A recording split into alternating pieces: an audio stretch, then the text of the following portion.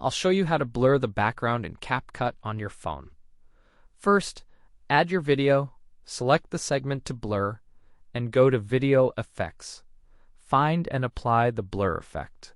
Select the video segment you want to blur. Next, tap on Effects, specifically Video Effects, as you can see here, to find the blur effect. Now let's move to Apply and edit it.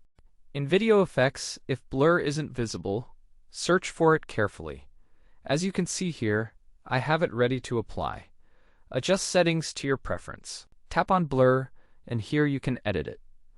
Adjust the intensity to make it slightly less, as you can see here, or even more, depending on your preference. Make it like this or that, as you can see here.